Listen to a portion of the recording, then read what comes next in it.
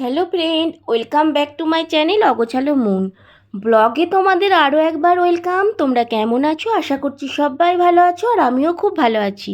আজকে একটা রেসিপি তোমাদের সাথে শেয়ার করছি। ভিডিওটা স্কিপ না করে ফুল দেখো, ভালো লাগলে লাইক কমেন্ট শেয়ার করতে কেউ ভুলো না। তো তোমরা দেখতেই পেয়েছো আজকে তোমাদের সাথে আমি কি রেসিপি শেয়ার করছি। হ্যাঁ বন্ধুরা, আজকে আমি তোমাদের সাথে পুঁই শাক দিয়ে পোয়াল ছাতুর রেসিপি তোমাদের সাথে শেয়ার করছি। তো চলো দেখতে থাকো।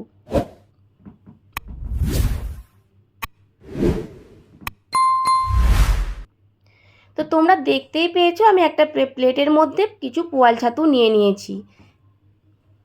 তো এই পোয়াল ছাতুগুলো আজকে আমি পুঁই শাক দিয়ে রান্না করব, তো সেটাই তোমাদের সাথে শেয়ার করব। তো চলো আর কি নিয়েছি দেখিয়ে দিই। এখানে পুঁই শাক নিয়েছি, ভালো করে কেটে ধুয়ে নিয়েছি। পেঁয়াজ নিয়েছি, এখানে জিরে সর্ষে আর পোস্ত নিয়ে নিয়েছি। আর এখানে কড়ার মধ্যে তেল দিয়ে দিলাম। আর এই রেসিপিটা কিন্তু খুব সুন্দর হয় বন্ধুরা, দারুণ হয়। তোমরা একবার বাড়িতে এভাবে বানিয়ে দেখো, এত সুন্দর টেস্ট হয় কি আর বলবো। তো তেলটা হয়ে গেছে, আমি প্রথমে পোয়াল ছাতুটা ভেজে নেব। পোয়াল ছাতুটা আমি আগেই ভালো করে কুটে ভালো করে ধুয়ে রেখে দিয়েছিলাম। তো আমি পোয়াল ছাতুটা ভালো করে ভেজে নিচ্ছি। তোমাদের সাথে এর আগেও আমি পোয়াল ছাতুর রেসিপি শেয়ার করেছি, সেটা শুধু পোয়াল ছাতু রেসিপি শেয়ার করেছিলাম। আজকে আমি তোমাদের সাথে পুঁই শাক দিয়ে পোয়াল ছাতুর রেসিপি শেয়ার করছি। তো এই রেসিপিটা তোমাদের কেমন লাগলো, বা তোমরা এরকমভাবে রেসিপি করেছো কি না আমাকে কিন্তু কমেন্ট করে জানাবে। ঠিক আছে, পোয়াল ছাতুর রেসিপি। তো আমার ছাতুটা ভাজা হয়ে গেছে, আমি কড়ার মধ্যে আরও কিছুটা সর্ষের তেল দিয়ে দিলাম, আর দিয়ে দিচ্ছি 5 ফোড়ন। দেখতেই পেলে 5 ফোড়ন দিয়ে দিলাম। আর আমার পেঁয়াজ আর যে টমেটো কোচানো ছিল, এবার সেই পেঁয়াজ আর টমেটো কোচানোটা আমি দিয়ে দিচ্ছি কড়ার মধ্যে। তো এই টমেটো কোচানো আর পেঁয়াজ কোচানোটা ভালো করে আমি লাল লাল করে ভেজে নেব। তো দেখতেই পাচ্ছ আমি ভালো করে নাড়াচাড়া করে নিচ্ছি, আর এটা আমি ভালো করে লাল লাল করে ভেজে নেব কিন্তু। আর বন্ধুরা, তোমরা সবাই কেমন আছো আমাকে একটু কমেন্ট করে জানিও। আমার ভিডিও তোমাদের কেমন লাগছে সেটাও জানিও।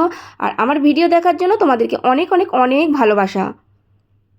আর বন্ধুরা, তোমাদের ভিডিও আমি কিন্তু দেখি, খুব ভালো লাগে। তো দেখতেই পাচ্ছ পেঁয়াজ আর টমেটোটা আমি ভেজে নিয়েছি, ভালো করে লাল লাল মতন ভাজা হয়ে গেছে। এখানে আমি মশলা বেটে রেখে দিয়েছি। তো দেখতেই পেলে আমি এবার ওই মশলাটা তুলে দিলাম। এটা হচ্ছে সর্ষে, জিরে আর একটু পোস্ত বাটা আছে, ঠিক আছে। তো এবার আমি একটু কিছুটা আদা রসুনও দিয়ে দেব, আদা রসুন বাটা। ঠিক আছে, একটু আদা রসুন বাটাও আমি দিয়ে দিচ্ছি। দিয়ে আমি এবার ভালো করে একটু নাড়াচাড়া করে নেব। তো দেখো আমি ভালো করে নাড়াচাড়া করে নিচ্ছি। এরপরে আমি দিয়ে দেব জিরে গুঁড়ো। তো আমি কিছুটা জিরে গুঁড়ো দিয়ে দিলাম, অল্প করে দেব, জিরে গুঁড়ো দিলাম। এরপরে দেব হলুদ দিয়ে দিচ্ছি, কাশ্মীরি লঙ্কার গুঁড়ো দিয়ে দিচ্ছি, আর দিয়ে দিচ্ছি পরিমাণ মতো নুন দিয়ে দিচ্ছি।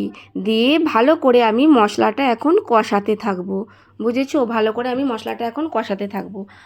আর আমি যারা খুব সুন্দর করে কমেন্ট করে, এর দুটো ভিডিওর মাধ্যমে আমি তাদের নাম বলেছিলাম, কিছু কিছু দিদি বোনেদের।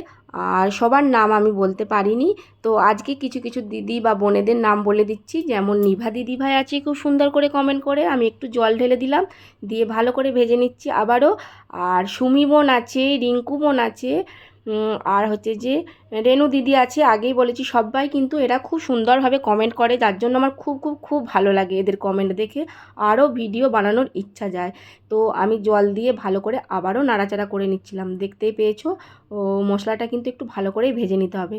তো দেখতে পেয়েছো জলটা অনেকটাই শুকিয়ে গেছে, মশলাটা ভাজা ভাজা প্রায় হয়ে গেছে, কিন্তু আমি আবারও জল দিয়ে দিলাম।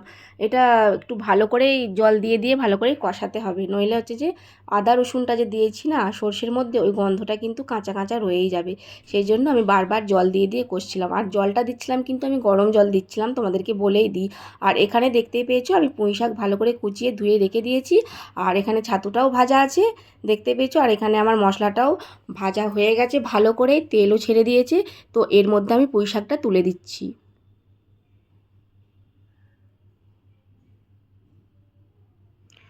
তো দেখতেই পেয়েছো পুঁই শাকটা তুলে দিলাম।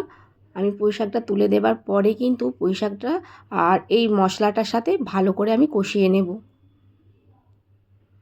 তো আমি মশলাটার সাথে ভালো করে পুঁই শাকটা নাড়াচাড়া করে নিচ্ছি। আর এই যে ভিডিও বানানোর জন্য আমাকে যে হেল্প করে তাকে তো অনেক অনেক অনেক ভালোবাসা। আগের ভিডিওতে তো তার নাম বলেই দিয়েছি। তো দেখো ভালো করে আমার কষানো হয়েই গেছে। পুঁই শাকটা দিয়ে মশলাটা দিয়ে আমি এবার পোয়াল ছাতুটা তুলে দিচ্ছি কড়ার মধ্যে। তো পোয়াল ছাতুটাও আমি তুলে দিলাম কড়ার মধ্যে, দিয়ে আমি আবারও ভালো করে কষাতে থাকবো।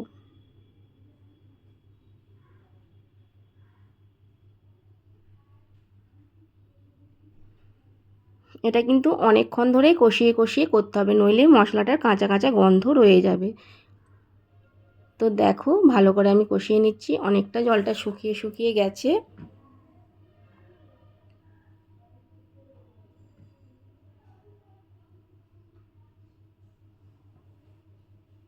আর রেসিপিটা কিন্তু সত্যিই বলছি দারুণ খেতে হয়, তোমরা একবার বাড়িতে বানিয়ে খেও। তো আমি ঢাকা দিয়ে দিলাম, আবারও কিছুক্ষণ পর ঢাকা খুলে নাড়াচাড়া করে নেব। আমি কিন্তু এই রেসিপিটা বারবার ঢাকা দিয়ে দিয়ে করছি, বুঝতে পেরেছো? আবার নাড়াচাড়া করার পর আমি আবারও ঢাকা দিয়ে দেব।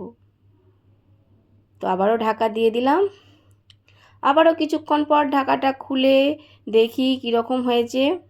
তো দেখো অনেকটা জলটা শুকিয়েই গেছে। আমি বারবার কিন্তু ঢাকা দিয়ে দিয়েই করছিলাম। এটা কিন্তু এখন কষাচ্ছি, বুঝতে পেরেছো? জল দিইনি কিন্তু, যাতে মশলাটার কাঁচা গন্ধটা না থাকে, সেই জন্য। তো দেখো অনেকটা শুকিয়ে গেছে, মশলাটার সাথে ছাতু আর পুঁই শাকটা অনেকটাই মিশে গেছে বা ভালো করে ভাজা হয়ে গেছে, দেখতেই পেয়েছো। ওই জন্য আমি একটু অল্প করে গরম জল দিয়ে দিলাম।